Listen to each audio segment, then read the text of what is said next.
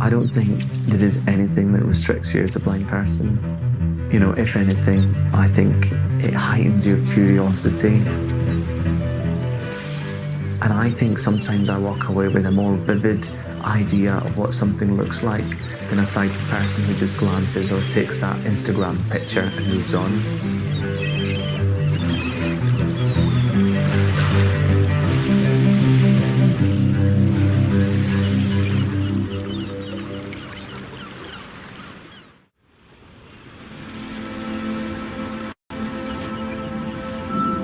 When I was 4 years old, the doctors told my parents that by my late teens I'd become blind.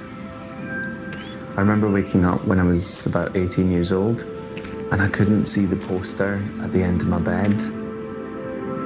Walking around, crashing into things. I couldn't see the faces of my parents and my brothers and sisters, and I realised that this was it, that I was now blind. And I remember thinking, I don't want to be that blind person. Blind people face rejection on a daily basis. When I wanted to study maths, stats and finance, they said, no, you're blind. When I applied for a job to be an accountant, they refused me. And then when I tried to travel, I faced the same rejection. It just felt so wrong that, you know, for centuries, sighted people have had the luxury to travel, and they're stopping us from accessing, you know, the beautiful world that we live in. And, you know, that feeling actually made me do something about it.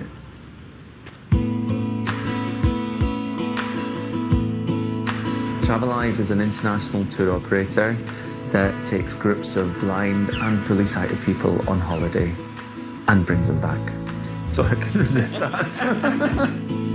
From the year 2004, you know, we've just grown. Now we're running over 65 different tours a year. We're going to places like Cuba, Peru, Japan, China, Africa, to the more active holidays where we're going on skiing holidays, horse riding.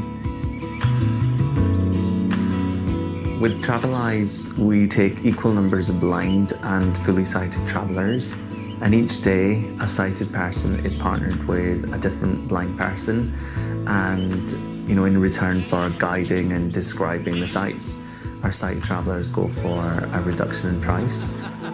Travelling is a liberating experience, and for a lot of our blind travellers who've never ever had this experience before, when they come on our trips, not only do they enjoy a holiday, but it builds their confidence. And that confidence is so important, because as a blind person, you face rejection all the time, and you need that confidence to pull you through. When you're blind and you arrive at a new location, you start off with a clean canvas, then you feel the ground below your feet, you feel the sunshine on your face, you hear the foreign sounds all around you, you know, the whoosh of the sea, the cackle of the birds, and then you hear some interesting, unique sounds. It might be the people's foreign accents, and you start to build this rich world all around you. So most of the sighted guides that come on our trips, they've never ever met a blind person before. So we say that they don't need any previous knowledge. We just show them how to guide someone that's blind. The wall actually comes down nearest us, down there. And it's just amazing. Like, it's so inspiring when you see, you know, 10 strangers who are sighted sharing their sights with blind people who they've never ever met before. And it totally restores your faith in humanity.